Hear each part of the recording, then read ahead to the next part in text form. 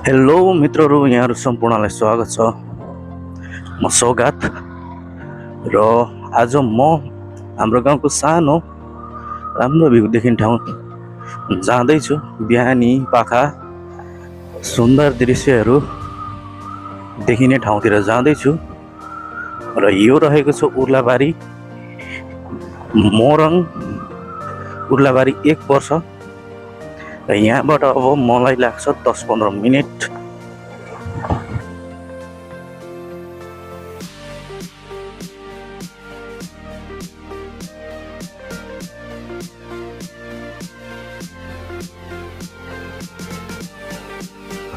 बाटो चाहिँ दामी भएको रहेछ, ग्राभल भए पनि दामी तरिकाले कुद्न पाइन्छ क्या यस्तो बाटोमा चाहिँ मजा लाग्छ। पहिले साइकल कुदाइन्थ्यो लियो लिकलिकमा, यसलाई लिक भन्थ्यौँ हामी चाहिँ, लिकलिकमा कुदाउनु पर्छ भनेर सानोमा। दसैँ आजबाट सिद्धियो भनौँ। दसैँ खासै रमाइलो त हुँदैन, कोही हुँदैन, साथीहरू पनि। अनि त्यही भएर म चाहिँ आज बिहानै निस्किँदैछु। धेरै लामो बाटो छैन, त्यही 6-7 किलोमिटरको। यही गाउँको दृश्यहरू देखाउनको लागि नै म निस्किएको। त्यत्तिकै के बसिरहनु भनेर एउटा सानो कन्टेन्ट बनाइदिउँ न भनेर निस्किएको छु। र तपाईँहरूले देखिराख्नु भएको होला अगाडि हल्का हल्का पहाडहरू निलो भइरहेको छ। आजदेखि पानी पर्ने सम्भावना धेरै छ। टिकाको भोलिपल्टदेखि पानी पर्छ भनिराखेको थियो मौसमविदहरूले। र म चाहिँ तु जान्छु, तु आइहाल्छु।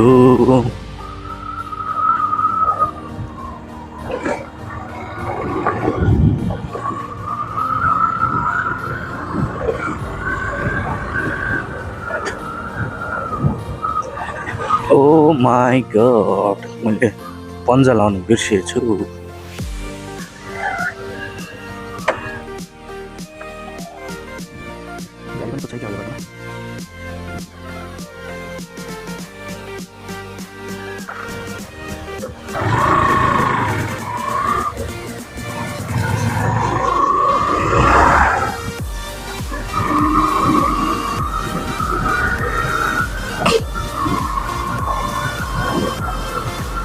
पन्जा लगाएपछि फेरि बेगले एग्रेसिभमा कुछ क्या बाइक।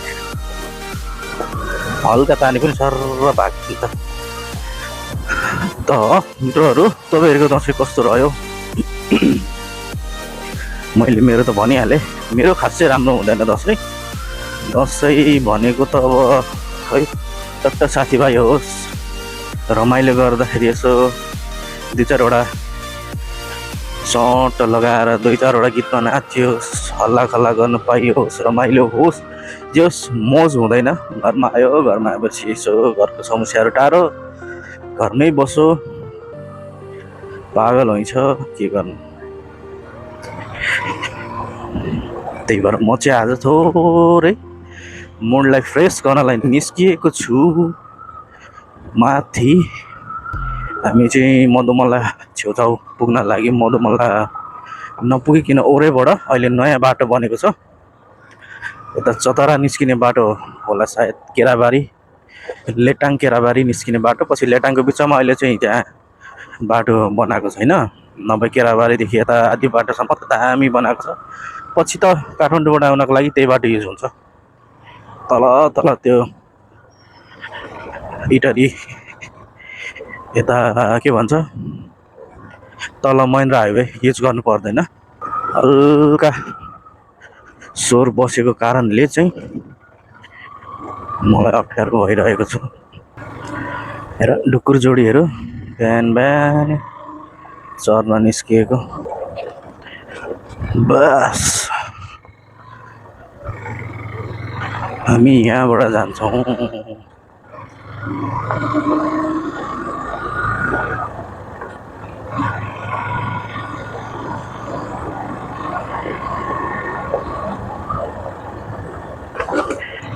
यहाँ चाहिँ पिच रोड बनिसकेको छ र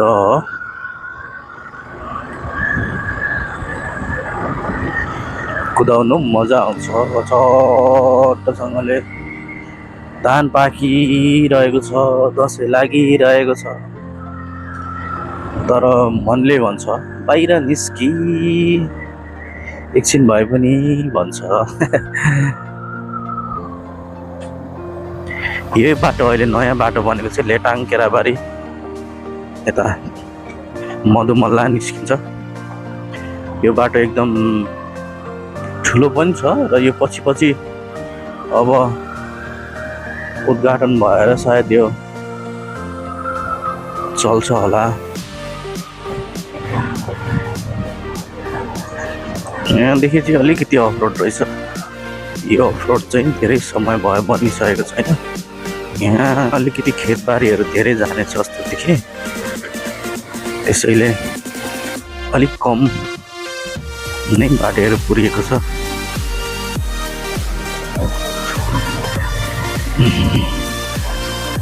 दसैँमा घर बस्दा आउँछ दिक्क हुन्छ क्या, फेरि आफूलाई त्यस्तो काम झामहरू केही पनि मन पर्दैन। त्यसैले म चाहिँ जतिसक्दो बाहिर निस्किने मजा लाग्छ भनौँ। अब अलिक शान्तमा बस्ने बानी भइसकेपछि खासै किन मन पर्दैन। मार्काटदेखि लिएर सब थोकेर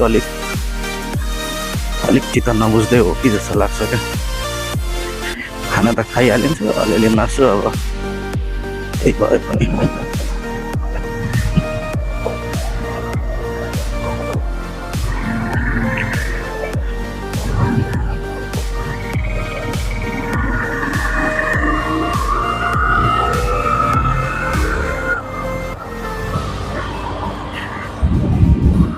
बाटोमा चारो काट्दैछन् मान्छेहरू। यता चाहिँ म्यासिभ सुकुम्बासीहरू भइसकेको जस्तो छ। बस्छु बस नुनसरी खोला भन्छ यसलाई। म यही भ्यू हेर्नको लागि आएको यहाँसम्म। वाउ,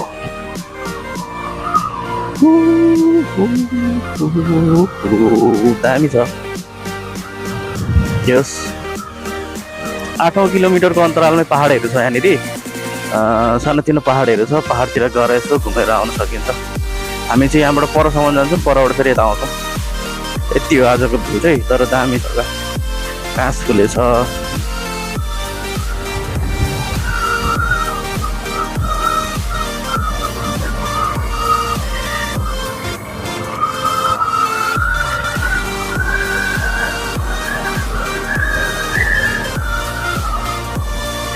पर झुर्लुङ्गे पुल छ। अहिले हामी जाँदा झुर्लुङ्गे पुलतिर पढ जान्छौँ। अहिले अब यहाँ थोरै सिनेमेटिक सिनहरू बहुत यताउति भिडियोहरू लिन्छौँ अनि हामी लाग्छौँ। पानी पनि पर्न आँटे जस्तो छ। सो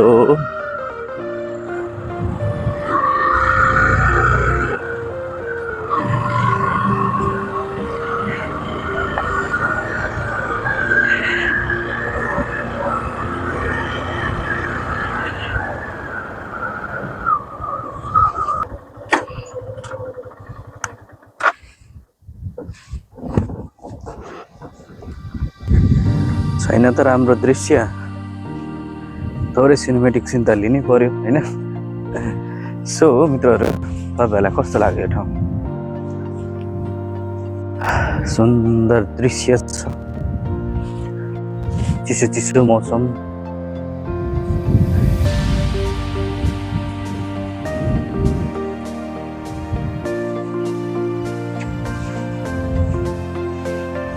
दसैँको भिडभाडमा बस्नुभन्दा थोरै उसबाट निस्किएर सुन्दर दृश्य हेर्न पाउँदा अलिकति मन प्रफुल्ल भयो, रमाइलो भयो। यहाँदेखि सिन हेर्नुहोस् त।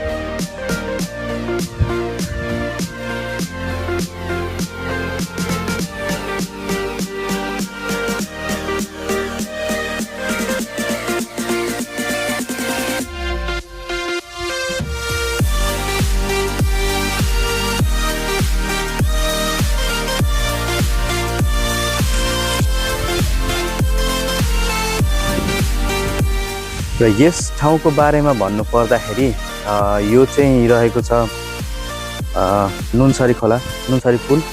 अनि यो नजिकै छ पहाडहरू, यहाँको दृश्य एकदम मनोरम दृश्य छ। र यो पुल धेरैलाई त लोकेसन थाहा होला र दमक, उर्लाबारी, इटरी र यता नजिकैको एरियाबाट यहाँ आउन चाहनुहुन्छ भने यो प्लेस एकदम दामी छ घुम्नलाई। किनभने अहिलेको समयमा यो घाँस खोलेको छ है। सट्ट यहाँबाट देखिने दृश्यहरू यो सब पहाडहरू अहिले हल्का खुलिरहेको छ। अहिले दिउँसो त्यति मजाले खुल्दैन, बिहानको समय चाहिँ र बेलुकाको समयमा चाहिँ राम्रो दृश्य देखिन्छ यहाँबाट। यहाँनिर यो भाइरल पनि छ यो पुल, टिकटक यहाँहरू धेरै बन्छ, मैले धेरैजनाको टिकटकहरू देखेको छु। अनि यहाँ रहेको छ तल पर यहाँ चाहिँ झोलुङ्गे पुल रहेको छ। अनि शान्त एकदम कुल एरिया छ यहाँ चाहिँ, जुन मलाई असाध्यै मनपर्छ। र यही हो, म अलिक शान्तमै रमाउँछु, त्यो भएर म आज बिहानै निस्केको थिएँ एकछिन, अनि त्यति राम्रो दृश्यहरू देख्न पाएँ। अब यहाँबाट थोरै अगाडि जान्छु।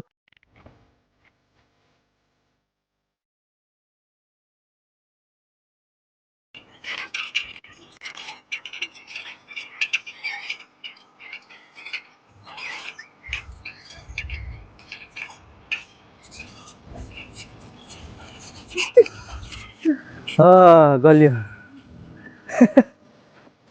मित्रहरू, आजको भ्लग यहीँसम्म। सानो ठाउँ तर राम्रो ठाउँ घुम्न आएको थिएँ। यहाँको दृश्यहरू निकै भाइरल बनेको थियो, त्यही भएर अलिक घुम्न आएको थिएँ र रमाइलो लाग्यो।